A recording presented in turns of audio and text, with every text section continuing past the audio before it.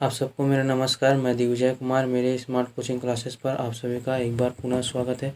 तो चलिए class start करते हैं। आज जो हम लोग स्टडी करने वाले वो है स्थिर वैद्युत विभव तथा धारिता। ये फिजिक्स का पार्ट का सेकंड चैप्टर है। मैंने फर्स्ट चैप्टर को पढ़ा दिया है। अगर आप देखना चाहें तो मेरे प्लेलिस्ट चैनल पर जाके देख सकते हैं। तो चलिए स्टार्ट करते हैं। स्थिर वैद्युत विभव। ये वैद्युत विभव क्या होता है? एकांक धन आवेश को अनंत से वैद्युत क्षेत्र के किसी बिंदु तक लाने में जितना भी कार्य करना पड़ता है उसको हम लोग क्या बोलते हैं? वैद्युत विभव कहते हैं उस बिंदु का। तो हम लोग को कोई भी एकांक धनावेश है उसको क्या कर रहे हैं हम लोग? अनंत से क्या ला रहे हैं? कोई भी बिंदु तक लाते हैं तो उसमें जितना भी हम लोग को कार्य करना पड़ता है उस बिंदु के लिए उसे हम लोग क्या बोलते हैं? स्थिर विद्युत विभव कहते हैं। ये स्थिर जो विद्युत विभव है उसको हम लोग वोल्ट से इसका जो एसआई मात्रक होता है वोल्ट होता है और इसको हम लोग वी से शो करते हैं। अब जो ये स्थिर वैद्युत विभव है ये दो प्रकार के होते हैं। पहला आपका आता है धनात्मक विभव। तो धनात्मक विभव क्या होता है? एकांक धन आवेश को अनंत से विद्युत क्षेत्र के किसी बिंदु तक लाने के लिए बल के विरुद्ध कार्य करना पड़ता है, उसे हम लोग उस बिंदु का क्या बोलते हैं? विभव धनात्मक कहलाता है। मतलब हम लोग क्या करेंगे कि एकांक धनावेश को अनंत से किसी बिंदु तक लाने के लिए हम लोग को जो बल है उसके विरुद्ध कार्य करना पड़ेगा, तब हम लोग उसको बोलते हैं धनात्मक विभव। इसका अगला जो आपका आता है ऋणात्मक विभव। क्या होगा? एकांक धन आवेश को विद्युत क्षेत्र के किसी बिंदु पर लाने पर बल द्वारा हम लोग को कार्य किया जाता है। विद्युत जो बल होता है उसके द्वारा कार्य किया जाता है, तब हम लोग उसको बोलते हैं, उस बिंदु का हम लोग ऋणात्मक विभव कहते हैं। अब जो अगला जो आपका आता है वो है विभवांतर। विभवांतर किसको बोलेंगे? एकांक धन आवेश को विद्युत क्षेत्र के किसी एक बिंदु से दूसरे बिंदु तक ले जाने में जितना कार्य करना पड़ता है उसे उन दोनों बिंदुओं के बीच का क्या कहते हैं? हम लोग विभवांतर कहते हैं। जैसे इसमें क्या दिया है?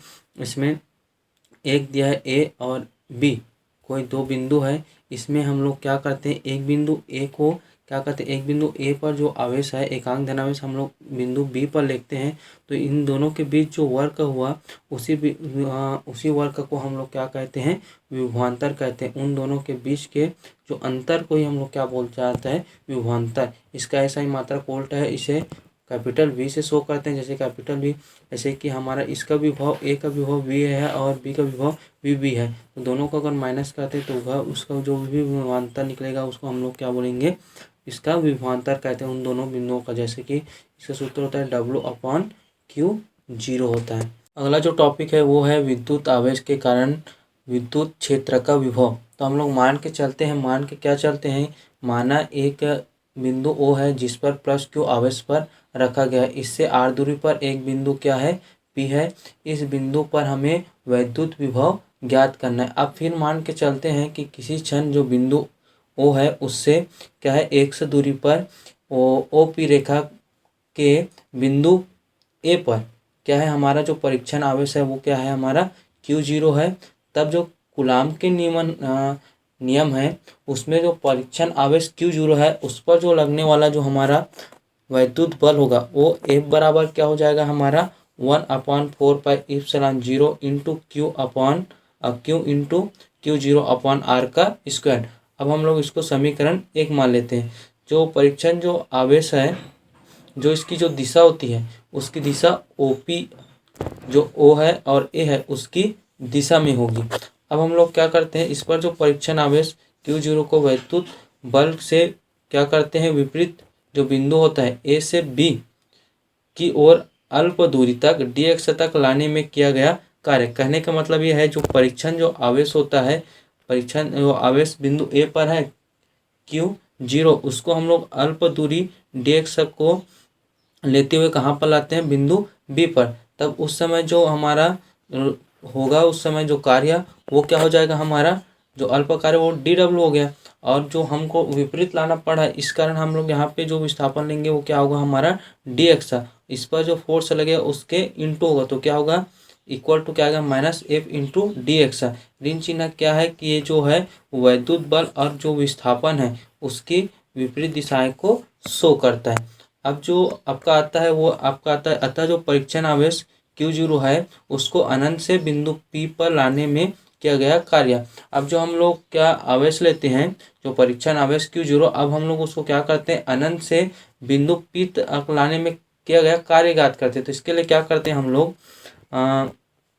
जो W है इसका हम लोग समाकलन करेंगे dW का, तो क्या आ जाएगा, W आएगा। और dW का हम लोग मान अभी निकाले हैं, क्या निकाले हैं, यहाँ पास निकाले हैं, क्या चीज़ निकाले, dW का मान ही है -F इंटू dx, यही चीज़ है।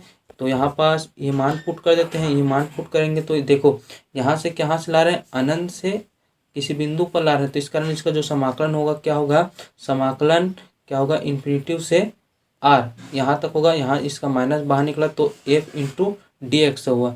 अब यहाँ से इसका मान हम लोग जानते हैं, इसका मान निकालें हम लोग, किसका मान, f का मान।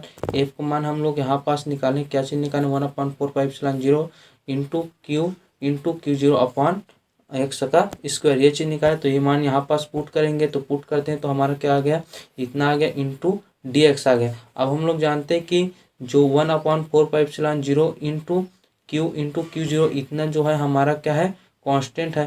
तो इसको हम लोग बाहर निकाल लेते हैं और किसके समाकलन करते हैं हम लोग, डी एक्स अपॉन एक्स का स्क्वायर। अब हम लोग एक्स को ऊपर क्यों लेके जाएंगे, तो इसमें क्या आ जाएगा माइनस, तो ये हो गया एक्स की पावर -2 इंटू डी एक्स हो गया। अब हम लोग इसका क्या करते हैं, समाकलन करते हैं। समाकलन करेंगे तो क्या हो जाएगा, हमारा समाकलन है वो इसमें एक जुड़ता है और इसके दोनों नीचे में आएगा, तो ये समाकलन का सूत्र होता है, क्या हो जाएगा हमारा, एक्स -2 + 1 अपॉन क्या होगा, -2 + 1 और पूरे का ऊपर में क्या हो जाएगा हमारा, कहाँ से कहाँ तक होगा, इन्फिनिटी से r तक होगा। अब हम लोग क्या करते हैं, इसमें 2 में या -2 में 1 घटेगा तो हमारे पास -1 आएगा। तो हम लोग क्या करते हैं, पहले एक बार r का वैल्यू रखते हैं, तो r में आएगा एक बार, फिर उसके बाद इन्फिनिटी का वैल्यू रखेंगे। तो पहले देख लेते हैं, पहले किसका वैल्यू रखते हैं हम लोग, एक बार r का वैल्यू रखेंगे। r का वैल्यू रखेंगे तो क्या आएगा हमारे पास, -1 अपॉन r + 1 अपॉन इन्फिनिटी, ये चीज़ निकल के आएगा। लेकिन 1 अपॉन जो इन्फिनिटी उसका मान क्या होता है हमारा, 0 होता है। तो हमारे पास क्या बचेगा, 1/4πε0 इंटू क्या हो जाएगा हमारे पास, क्यू जीरो अपॉन r, ये चीज़ निकल के आता है। किंतु जो बिंदु P पर जो विभव होता है क्या होता है, कैपिटल V बराबर W/P0। मैंने पिछले बताया हूँ, पिछले जब क्या चीज़ निकाले, विभवांतर निकाले, उसमें क्या होता है, W/Q0 होता है। तो हम लोग क्या करेंगे, यहाँ पास जो हम लोग निकाले हैं, कहाँ पास निकाले, यहाँ पास, तो इस W की जगह हम लोग रखेंगे मान। हम लोग क्या करते हैं, इसको इस तरफ ट्रांसफर करेंगे तो W का मान मिलेगा, क्या मिलेगा, Q इंटू Q0।